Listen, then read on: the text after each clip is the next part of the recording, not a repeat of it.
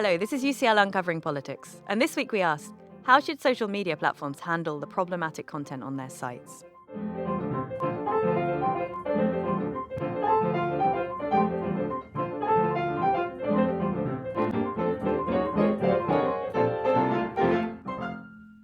Hello, my name is Emily McTernan, and welcome to UCL Uncovering Politics, the podcast of the School of Public Policy and Department of Political Science at University College London. Social media has a content problem. Some of its posts incite violence and hatred, others cause harm in more diffuse ways or promote misinformation. So what should social media platforms do to clean up their sites? Some weeks back, we had Rob Simpson on, discussing whether we should just quit social media altogether, and we're going to link back to that episode for those interested in the show notes. But this week, I'm joined by a professor who has, I think it's fair to say, a more positive view of social media and what it might do for us. And so a careful answer about what we should do about that bad stuff on social media sites. And that's Jeff Howard, professor of our department and a director of the Digital Speech Lab. And he's going to give us an answer to this content problem of social media. In a nutshell, it's that social media platforms should often reduce rather than remove that bad stuff. So welcome back to the podcast, Jeff. Thank you, Emily. It's great to be with you. Let's start with your overall approach to the social media space. Is it fair to describe you as someone who's positive about the value of social media, even in the face of growing doubts in society about social media, what it's done to our politics, culture, and even our brains? I think about social media in much the same way I think about automotive transit. So I think automotive transit has done a lot of good for the world. It allows people to go visit relatives and friends who live far away. It allows them to travel and experience new scenery and places, visit new cities, try new foods and cultures. But obviously, there can be huge harms that arise when it isn't regulated properly, when people don't wear seatbelts, when there aren't guardrails on the side of the roads, when there aren't speed limits, and of course, when it results in various harms to our planet. But provided all the relevant regulations, both in terms of safety and environment, are in place, then I tend to think that automotive transit is a net good. And I can imagine a version of social media that works like that, where it's appropriately regulated, it's used in a reasonably moderate way, it has certain safety guardrails in place, that it does constitute a positive good for society. And that's pretty much because social media serves as a kind of public forum. It is the place where people go to express themselves, to ask questions to one another, to reconnect with old friends, to receive information. Increasingly, social media platforms like TikTok are really a new form of entertainment that's replacing television, where people go to be amused. And I think all of the standard reasons why we value these multifarious forms of communication help explain what's valuable about social media, when it is valuable. And so the paper we're discussing today is about one part of the regulation of this social media set of platforms that you're describing as having all of these goods. And so I want to talk a little bit about bad content before we get to your answer. What's the kind of problematic bad content you want to talk about in this paper? I think that there are lots of categories of harmful speech that people often post on social media. It can include bullying and harassment. It can include varieties of death threats and incitements to violence. It can include varieties of hate speech that denigrates members of vulnerable groups. It, of course, can include content like child sexual abuse material, content that tries to coordinate terrorist attacks or recruit people into terrorist organizations. If you go to the websites of the main social media platforms, you will see a very long list of the different categories of harmful speech that they prescribe. And I tend to think about these categories as embodying normative or moral expectations that we appropriately place on users of these platforms. So if you're going to go and be part of these communicative spaces, you have certain obligations as a user not to post certain kinds of harmful content. And so I see these policies as enforcing rules against this content. And what's interesting is the most common way that rules are enforced against harmful content is, of course, by removing it. So if you post a piece of hate speech or you post a death threat, then it's going to be taken down. And what's really interesting, though, is that that's not the only way that platforms can go about the activity of reducing harmful content. And that's really the insight that inspired me to work on this next topic. And we're going to talk about your alternative to removing in just a second. But before we get there, what's interesting about some of the examples you've just given us is a lot of that we have existing law to deal with that would apply offline as well, right? So if I go and I say some hate speech in a public forum offline, then there are going to be consequences for me, potentially legal consequences, likewise child sex abuse and all the rest of it.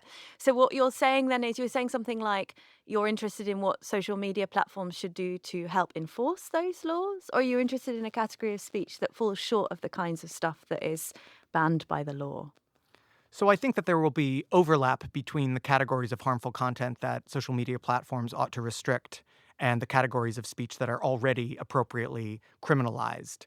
So certainly examples like incitement to imminent violence or posting of a death threat or posting child sexual abuse material, posting revenge pornography will all fall afoul of various criminal statutes. And so in those cases, it isn't just appropriate for platforms to remove the speech in question. It may even be appropriate for the platforms to report the speech to the relevant authorities.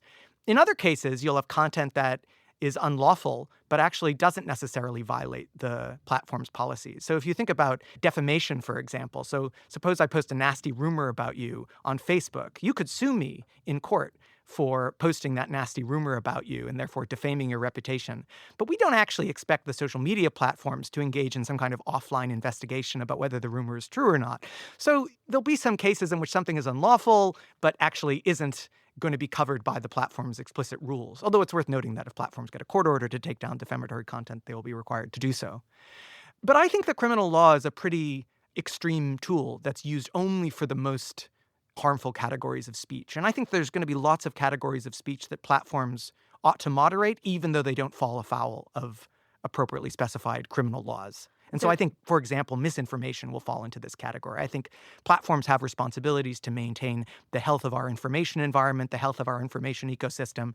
And you can hold that view while also thinking that it would be a mistake for like the police to start arresting people for posting misinformation. Okay, so we've got misinformation up there. And then I guess the other thing that comes up in your paper is things like encouraging self-harm or encouraging eating disorders and giving extreme weight loss advice. Is that the kind of content that we wouldn't see being legally banned, but we might think actual social media sites should be doing something about that? That's right. So you could imagine speech that explicitly encourages someone to take their own life or explicitly encourages them to engage in physical self-harm. And it seems plausible to me that these kinds of communications are not protected by the right to free speech and could appropriately be criminalized by the state and also removed by the social media platforms. But then there's going to be these really difficult borderline cases in which people aren't explicitly encouraging these forms of self-harm, but are posting content that we know is correlated with eventual self-harm. So you've just used the example of extreme body weight loss advice or just informational content of, hey, here's this new diet you can do to try to lose weight. And in these kinds of cases, I think it would be disproportionate to try to ban the speech in question, but I still think that social media platforms have a responsibility to think about the harms that this kind of content can cause, especially when particular vulnerable people are bombarded with streams of it on their news feeds. Great. So now we've got the problematic content in view and these harder cases to deal with that we can't just deal with through the law. Let's talk about your positive strategy that you propose and discuss the ethics of.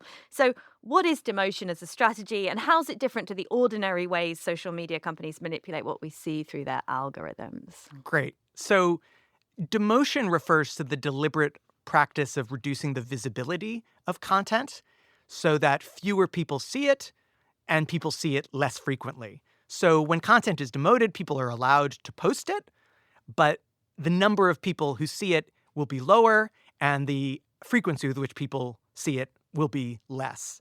Now, what's really interesting is that platforms have been doing this for forever. And there was a real spate of debate a few years ago in connection with this idea of shadow banning. So people found that suddenly they were used to getting hundreds of thousands of likes on their posts on Instagram, but then they were only getting thousands of likes. And they were like, what's going on here? Clearly the system is manipulating who can see this in some way, so I'm just getting less exposure. And this provoked a real outburst because people were like, this is really, really powerful, this tool of demoting content, and yet the platforms are not being transparent about what they're doing. And that public outcry has had, I think, a salutary impact, which is that platforms are now much more transparent about what kind of content receives this treatment. So if you go to Google right now and you type Meta types of content we demote, you'll see the list of content that Meta demotes on its Instagram and Facebook platforms. TikTok has a section outlining what it calls its eligibility standards for its For You feed, which is basically the same thing, a list of the kind of content that is excluded from recommendations. So it isn't going to be piped up and put in the prime real estate of social media, which is the top of people's feed. And so all the platforms now are engaging in this practice whereby they say, look, here's some content that we think is problematic in some way. We don't think it's so problematic that we're going to remove it, but we aren't going to actively amplify it to users. I think this practice is often confused with a very closely related phenomenon that we might discuss. And this is the phenomenon by which platforms are just regularly amplifying or not amplifying content based on individualized predictions about what people will find engaging. So think about this outside the social media context. So like I like horror movies. So Netflix knows this from my past behavior, knows in scare quotes.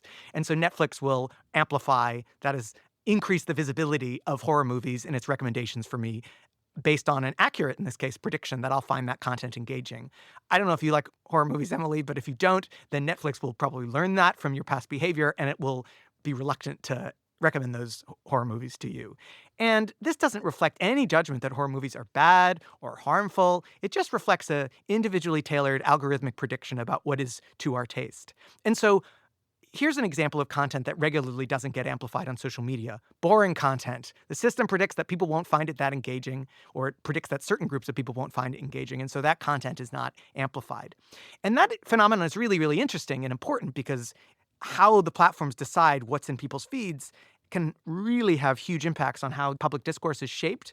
I'm talking about something a bit more specific, which is about a deliberate policy choice to say, here's a certain kind of content that we think is problematic, and we're going to reduce its amplification, not just for people who are going to find it boring. We're going to reduce its amplification for everybody. And we're going to do it because we've made a judgment that this content is bad or harmful or problematic in some way. That's what demotion policy is about. And you might ask, why do we even need to justify this demotion policy? So surely a right to free speech doesn't mean we have a right to an audience or a platform. So what do you think the moral problem with just demoting stuff is? Yeah, Renee DiResta, who's a wonderful activist and scholar in this space, coined a fantastic slogan a few years back: free speech is not free reach.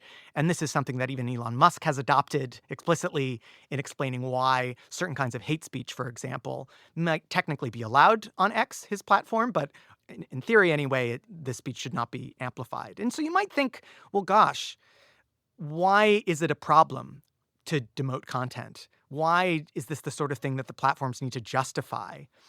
And I think we can get a grip on this situation by imagining that the state were to force platforms to engage in certain kinds of demotion and then asking us, does that raise any moral questions? So imagine the state were to pass a law telling the platforms that they had to demote all content promoting the Muslim faith or promoting the Jewish faith or promoting Catholicism.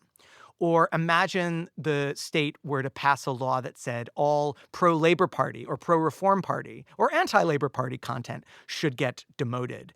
I think that kind of compelled demotion would trigger a public outcry on the grounds that it's incompatible with freedom of expression. And it would be no adequate reply for the state to say, but hang on, we're not removing the content, we're just demoting it.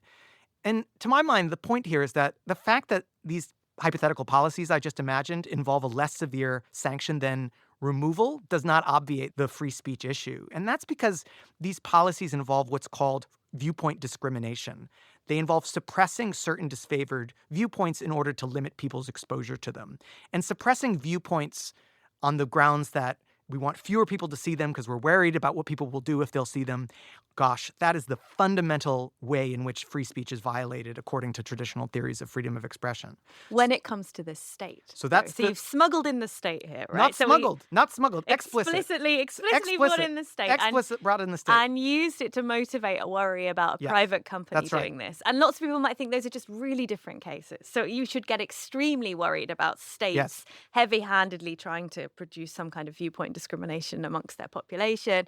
But it's much less worrying if, I don't know, Twitter decides it's not going to be a site of hate speech and it's not going to be a kind of right-wing cesspit. And so it's going to change slightly what you see on your algorithms. Or if someone else takes it over and decides actually it is going to be a right-wing cesspit. And so you are going to see all of that content all the time, even if you show no interest in it. And that's just for commercial companies to make their own decisions about what will sell and what will produce the kind of engagement that they can make money off. That's very different to introducing the state, right? So some free speech people think that that's centrally a right that citizens have against the state. We're much less worried about what happens at a more horizontal level amongst citizens. That's exactly right. And I think there are good reasons to be particularly concerned about restrictions on our expression by the state, given the immense amount of power that the state has. There's a huge difference between a social media platform deciding to take down my post and a police officer arresting me for something I've said as part of public discourse. And so I think these traditional reasons to worry in particular about state restrictions on speech are completely valid. The question then is, is it possible for other entities other than the state to violate our free speech rights? And there is a strong tradition of saying the answer is no. Freedom of expression is just a right we hold against the state. But increasingly, I think this traditional way of thinking about free speech is strained. And in the social media context, the insight is that these entities have become such powerful, pervasive, central forums for public discourse, and their policies end up having a pervasive effect on the shape and content of our public discourse, that for them to simply say, we're private companies, we can do whatever we want, just doesn't strike many people as good enough. It looks like there are, at the very least, moral reasons that bear on what these platforms decide to do. And in some cases, the platforms themselves have voluntarily signed up to this normative scrutiny by saying, we see ourselves as spaces for the exercise of free speech. We see ourselves as, to use a phrase from the free speech literature, a public forum, a space that's expressly dedicated for the exercise of people's communicative freedoms. And so, at the very least, for those platforms that have explicitly said, we want you to think of us as a space for the expression of free speech, well, when they then engage in demotion, then I think they've invited the question, okay, can the demotion policies at issue be justified? And there is a certain kind of free speech absolutist that'll be like, no, they can never be justified. I think many demotion policies can be justified, but I do think they do need to be justified. Let's turn to your normative framework, though, so then to think about when they are justified and when we should do this rather than remove the content. So you take normative insights in your paper from international human rights law to think about content moderation. So perhaps we can go through this a little bit. Let's start with the reasons you draw for thinking that we ought to demote speech sometimes. Sure. So the reason I draw on international human rights law, and I should say I've co-authored this paper with my wonderful colleague Beatriz Kira, the reason we draw on international human rights law is that international human rights law is increasingly appealed to by the social media platforms, by civil society activists, and by external oversight organizations like Meta's Oversight Board as an appropriate normative basis for critiquing and evaluating content moderation decisions online. And so there's a strategic reason then to use international human rights law, which is this is the language in which so many crucial actors are articulating their views about how content moderation should or shouldn't be done. But at a deeper philosophical level, there's nothing particularly controversial going on here because international human rights law embodies longstanding ideas about how to justify infringements or restrictions on people's rights that are very commonplace in the liberal tradition. So if we could just go through some of these criteria for how to justify a restriction on speech. So the first is legitimacy. The restriction on speech needs to serve some recognized goal. It can't just be for any reason whatsoever. So in the case of restricting speech inciting violence, the goal in question is, of course, to protect people's physical security. So that is not some niche idea in international human rights law. That's like a foundational idea in the history of liberal political philosophy. That's legitimacy. Second, legality is the idea that restrictions just need to be set out clearly in advance so that people know what the rules are. The rules aren't applied retroactively. They're applied even-handedly so that like cases are treated alike. Again, not a niche idea, foundational insight in the liberal legal tradition, otherwise known as the rule of law. Third requirement, I'll go through these quickly, is suitability. That just means that restrictions are suited to achieve their goal, so that a restriction that clearly would have no chance of accomplishing its putative aim can't be justified because it has no chance of accomplishing its aim, and so it's gratuitously infringing someone's liberty for no purpose. And then the fourth and fifth, which maybe we'll talk about more, involve these ideas of necessity and proportionality. And these are long-standing normative principles that govern when you can restrict people's rights. So in a nutshell, the reason we apply to international human rights law is that it is the vocabulary that scholars and activists and decision makers are appealing to, but there's a deep continuity between these insights and what political philosophers and moral philosophers already think are the right principles for thinking about interferences with people's rights. Even if you're a social media platform rather than a state. Even if you're a social media platform rather than a state, what's interesting here is that the analysis will just shake out differently, especially at the final stage. So I appealed to this idea of proportionality a moment ago to refer to the notion that the benefits produced by a particular restriction need to be sufficient to offset the costs, and how that cost-benefit analysis should be structured and how it will shake out given the different areas at issue will look differently, I think, depending whether we're thinking about a company implementing a particular policy versus a state passing, say, a criminal law. And that connects to our discussion earlier because it could be that certain restrictions, say restrictions on certain forms of harmful misinformation, will be proportionate when implemented by platforms, but maybe won't be proportionate when enacted by states. Why? Because we might really worry about giving government the power to manipulate public discourse right before an election, say, in a way that we're less bothered in terms of social media platforms. So one would be justified and one wouldn't be. At least in principle, that's possible. So let's use your framework to think about a particular case of problematic social media content. So suppose I want to post something and have it seen by lots of people that says that climate change isn't man-made. What happens on your framework? So kind of climate change denial, but not sort of dramatic, just saying, oh, there are natural fluctuations in the warmness of the earth. It's not because we've been polluting the atmosphere. It's just going to happen anyway. What happens to my speech? How does a social media company decide whether to demote it or remove it? It's a great example because it's not even a hypothetical example. So Meta, for a long time, had a policy for its Facebook and Instagram platforms whereby climate misinformation got a fact-check label appended to it, which would tell people that the content at issue was false or misleading. Which is different to the demotion strategy. Yeah. That's right. That's right. So that's a separate issue. But any content that then got a fact-check label received the demotion treatment as well. And so you had this fact-check misinformation as a category of content that received the demotion treatment so that fewer people were to see this content. And the plausible argument for that kind of policy is that, look, it's not that you're breaching some weighty moral obligation you owe to others by airing some dumb view about climate change. However, when lots of people are posting that content and the system is amplifying and aggregating that content, it can have a corrosive effect on the rationality of our public discourse about climate change. And so demoting that content is a way of preserving the speaker's ability to air dumb questions or dumb perspectives, or in this case, misguided perspectives, rather. That's a kinder way of putting it, about climate change, but not sabotaging or hijacking the public discourse. So it's interesting because Meta, after the re-election of President Trump, rolled back this policy in the United States and no longer demotes fact-check misinformation. There is a separate system in place called Community Notes, which has interesting potential advantages, which is about crowdsourced fact-checking. But that's just about the fact-checking bit. Stuff that gets a community note doesn't get demoted, so it's not quite the same system. But it's worth noting that Meta still has a policy on the books of demoting fact-check misinformation outside the United States. And so they can be held to that. Fascinating. So just talk me through the case using your framework. So you've got this kind of complicated framework from international human rights law. So here's my climate change denial post. The social media platform is meant to use your framework to decide whether it would be suitable, necessary, proportionate to demote it. How does it do that? Like, does it have to look at the number of these kinds of posts it's having to deal with? Does it have to look at how irrational public discourse is? So don't do it in the States anymore because it's not going to make any difference. What's going on here in your framework?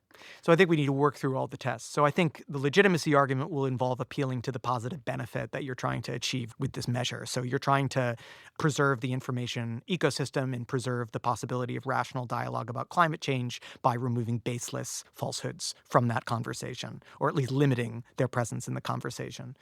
The second is legality. This just means the policy needs to be announced clearly in advance and applied even-handedly so that people know that their content is going to receive this treatment. I think the outbursts or the problems that people had with so-called shadow banning wasn't even necessarily that their content was being demoted. It's that they weren't told that the content was being demoted. And of course, if you're not told the content is being demoted, then you can't think about whether the policy itself can be justified, right? So accountability requires legality. In terms of suitability, that's a pretty easy one in this case. Like, the objective in question is to reduce the visibility of this content. By definition, demotion will do that. So suitability will be satisfied in this case. The trickier tests come when we go to the fourth and fifth criteria, which are necessity and proportionality. Which is where a lot of the work is going to have to go. So I think in a lot of cases, the normative difficulty will arise at these stages. And I think a lot of proposed demotion policies might fail at these stages. I'm inclined to think that removing climate misinformation would be an unnecessary step, because insofar as the objective is just to preserve rational dialogue about climate change, you don't need to remove falsehoods in order to do that. You just need to prevent them from overtaking the discourse. That's my speculative conjecture about how this would play out in the real world. And so I think what's striking is that a demotion policy will be able to satisfy that necessity test, because I think it is almost by definition necessary to use demotion to reduce the visibility of the content. But it isn't necessary to remove. So removals will fail at that hurdle, but demotion will be satisfied at that And hurdle. presumably that will often happen with the kinds of problematic content you're talking about, that demotion will pass, but removal will fail. Is that Exactly. correct? So take a post that promotes a certain form of aggressive intermittent fasting. So do we think that the speaker violates such a weighty duty that he or she owes to others that this content should be removed? I don't think so. Moreover, it doesn't seem like it's necessary to remove the content in this case because the harm of this content plausibly is caused by inundating particular individuals with lots of this kind of content.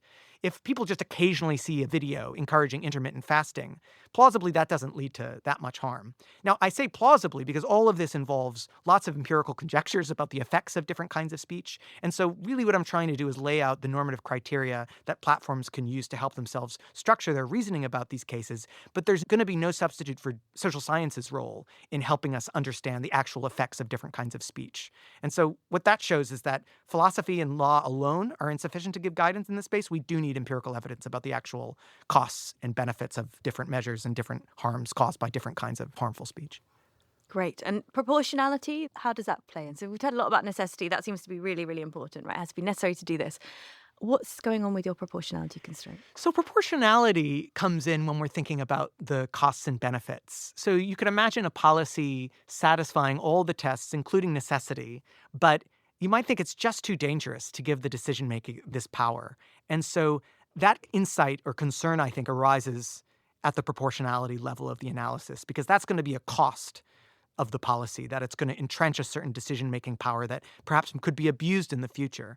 And so I think when we're thinking about why it's a bad idea in general for the state to have overly sweeping laws against hate speech, in my view, that's because even if the law you write today is very narrowly tailored, it's going to give the state powers that it could abuse in the future. And so I think in some cases it will be a mistake to give decision makers the power to reduce certain content because it will be disproportionate. Now, as I was saying, I think this will happen much more when we're thinking about state policies than at the level of social media policies.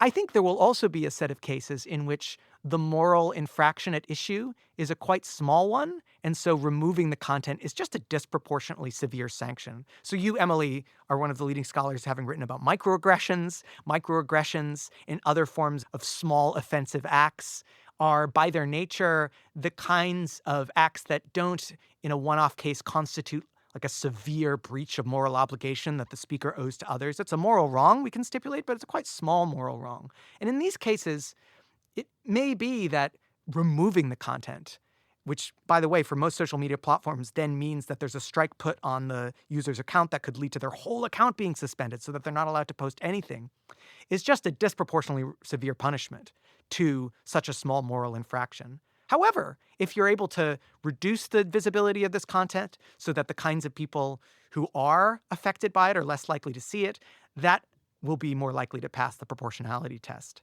And what's striking about that example is it's possible that removals would also be unnecessary in that case as well, not just disproportionate. Because as you and others have argued, the problem with microaggressions isn't the one-off exposure to it. It's the exposure to a stream of this content, especially over time.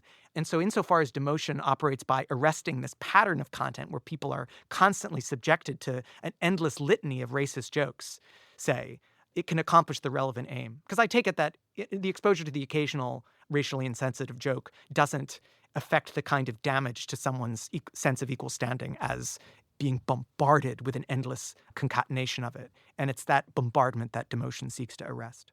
Let's talk for a moment about the proportionality worry and what ends up happening in social media. Companies are making lots of decisions about misinformation. I'm wondering how much power this is giving to social media companies and whether you can accommodate that within your framework. So thinking about your misinformation cases, you and I are both happy with the climate change one. But of course, sometimes social media companies are going to call it wrong about what is misinformation and what is accurate. So some people have claimed that happened during COVID with the case of the lab conspiracy case, right? That stuff gets demoted. COVID didn't come from a lab. And now some people think maybe it did come from a lab after all. So are you at all worried, or can you accommodate in your framework the worries that people have about whether social media companies should be acting this paternalistic way, deciding what's right thinking for us and what's wrong thinking for us, and then shaping our social media environment to make sure that we have right think, not wrong think? I think it's an incredibly important point. And I think some of that concern is encompassed at the very initial stage of legitimacy. So it is not a legitimate aim to intervene in a ongoing public controversy about what is true and what is false, announce the winner, and then set out to manipulate public discourse so that disfavored views receive less circulation. And just to be clear, some people who are on, I'm not, but some people are on the climate change denial side. They might say that is what it's doing when it demotes the climate change denial content. Totally. And I think everything will turn on what counts as a reasonable disagreement, I'm afraid. So it will turn on this question of what are the legitimate live controversies that we think it's incredibly important that citizens be free to carry out for themselves, and what counts as the kind of disputes over falsehood that we don't need to have a public debate about. So if we go back to electoral misinformation can get quite tricky because, of course, allegations of voter fraud are sometimes fabricated and baseless, but sometimes they're justified. And so actually, maybe we want to err on the side of allowing people to make allegations of voter fraud, even though we know that allowance will be abused by certain actors. But straightforward misstatements about the time and dates of elections or who's eligible and not eligible to vote, it's not clear we need to have a live, ongoing discussion about whether the vote is on Tuesday or not when we know the vote really is on Tuesday. So I think there are going to be a range of cases, both in the electoral misinformation context, in the public health information context, and in some other contexts as well. We can think of financial fraud in the space as well, where I think the decision maker can confidently assert that the claims at issue really are false, and they also need to show that they're harmful in some way. It's not enough that they're false, right? Flat earther content is pretty innocuous. I don't think platforms should be banning that or even demoting it necessarily, although that's an interesting case. And so I think that we need to be really careful in the misinformation space for exactly the reasons you lay out. We have powerful free speech interests in sorting out our disagreements about what's true and what is false, rather than having to have decision makers like social media companies intervene. But in cases where the decision makers have a very high level of confidence, say because all of the relevant qualified experts or nearly all of the relevant qualified experts agree that a certain thing is true or a certain thing is false, I think it can be justified to act. But that's why legality is so important. It all needs to be announced in advance. It all needs to be provisional. It needs to be subject to revision because, of course, we're going to get things wrong sometimes. Let's touch on this transparency thought that you've had throughout. So you say it's really, really important that we can tell in advance what kind of content is going to get demoted. It's great that you can go and Google and find out what Meta demotes or what other kinds of sites demote. And I was wondering, that might look okay as a content poster. Do you think it's enough as a content user? So if you're told, oh, this kind of content gets demoted and yours has been demoted, that might look like enough transparency for the poster. But as someone who's just a casual user of the site, is it transparent enough to you what you're going to get shown and what's being hidden from you? This raises really interesting questions about the way in which excessive notification or excessive transparency can impair users' experience. Imagine that you were notified every time you were not showed a piece of content that you would have shown but for a demotion. I think it would be technologically feasible, to design an architecture where people were constantly seeing blank bits of their feed where it said, you would have seen some climate misinformation here, but we demoted it.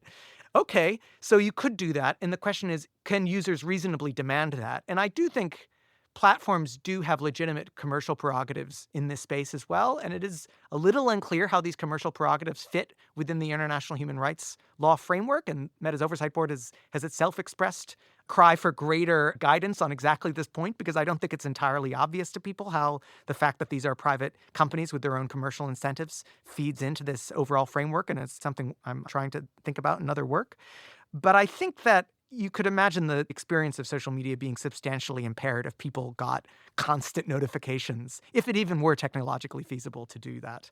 There is an interesting question on the speaker side, though, about do we think that speakers are entitled morally to individualized notification every time their speech gets the demotion treatment? And some companies have said to me they think that goes above and beyond what they owe speakers, that it's simply enough to tell them the general policy. Now, I don't think we'd accept that in the removals case. I think we would expect people to be notified individually. And so I'm minded to think that at the very least in the settings, you should be able to go in and, click 3 dots and go under the hood and see, did this post of mine receive the demotion treatment or didn't? And I think because of the free speech issue, we have a right to that information when our content is demoted on the grounds that it's harmful or wrong or problematic, but we're not entitled to it when our post is just ordinarily de-amplified because it's predicted to be boring. And why is that? Why is there such a difference between boring and wrong? I think it's because it expresses a substantive judgment in one case, but not the other. I think that when Netflix declines to recommend certain horror movies to you, but recommends them to me, there is no substantive judgment that horror movies are good or bad. There's rather just an attempt to show people more of the content that's, if you're a cynic, is going to hold their attention, or if you're charitable, is going to keep them engaged and show them the kind of content they want to see. And similarly, when I see stand-up comedy content on TikTok, but not videos of people gardening, there's no accompanying normative judgment about the harmfulness or badness of certain kind of content. But when, say, pro-Palestine content gets demoted on the grounds that, ooh, this content is problematic, that triggers a normative issue that I think these other cases don't. One last worry. Someone might worry about demotion as a strategy still. I mean, so one way of putting this might be, isn't demotion either ineffective, the content's still out there and it still does harm, even on a smaller scale? So you imagine the person who's prone to an eating disorder, they have to go and search out the extreme fasting material, but it's still there. Or if it's not ineffective, it's a form of de facto removal. Near no one sees it. It's hard for that person even to search it out. And what really then is the difference to banning it? So to come back to the state comparison, which you're keen on, you can imagine a totalitarian state saying, hey, you can write, you can even publish that book. It's just there'll only be a handful of copies and we'll put them in the bunker. I've demoted your speech. Still looks like a violation of free speech, or at least a culture of free speech. So is demotion really better than removal? Looks like it's either ineffective or I make it stronger and it is effective now, but it looks very like banning it or removing it.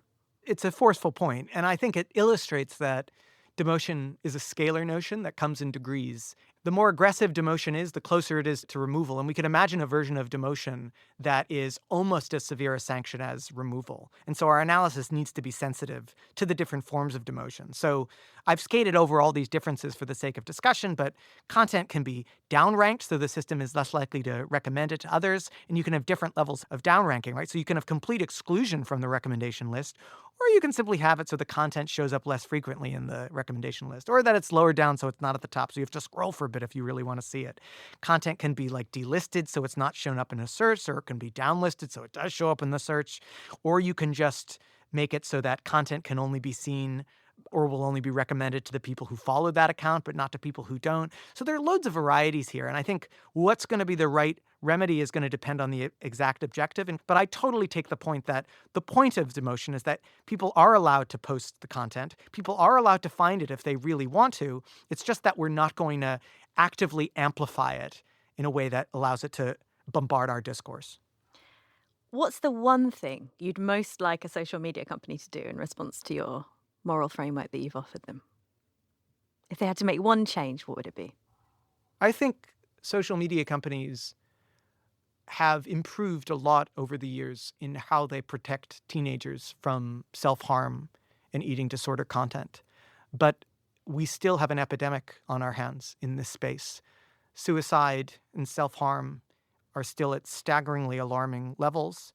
And so I think social media companies really need to lean into this space even further. And I think demotion is the right remedy. And you raised the worry about paternalism earlier. Paternalism is a particularly forceful moral worry when adults are at issue. But when children are at issue, it's pretty uncontroversial that various adults have a duty to be paternalistic toward children. And so I think platforms need to take really seriously their demotion responsibilities in this space. So you're not a supporter of the thought that the state should just simply ban social media access for the under 16s? I think it's an interesting experiment to see what happens in Australia. I like this natural experiment. So we have some countries that allow it and introduce safeguards like the Online Safety Act in the United Kingdom, which I think has a lot of merit to it. And then we see what Australia is doing, and then we can see like which is better, being a kid, being a 15-year-old, say, in the United Kingdom versus a 15-year-old in Australia. And we can compare and contrast these experiences. So I don't think we should all rush to ban it. I think we should try to learn something from the experiment. I mean, I tend to be persuaded by Jonathan Haidt's argument that the biggest cost of social media for children is actually the opportunity cost. People should be outside engaging in, as he puts it, one-to-one or one-to-few synchronic real-world offline interactions. And that's really how we develop as human beings, rather than sitting at home, posting a picture of yourself at social media and waiting to see how many people like it. That's no way to spend a childhood. Thank you, Jeff. Today we've been discussing Jeff Howard and Beatrix Kira's paper Remove or Reduce: Demotion, Content Moderation and Human Rights, just out in the journal Law and Philosophy. As ever, you'll find full details in the show notes for this episode. Remember to make sure you don't miss out on future episodes of UCL Uncovering Politics. All you need to do is subscribe. You can do so on Apple, Google Podcasts, or whatever podcast provider you use. And while you're there, we'd love it if you could take a moment of your time to rate or review us too. I'm Emily McTernan. This episode was produced by Matthew Dunn. Our theme music is written and performed by John Mann. This has been UCL Uncovering Politics. Thank you for listening.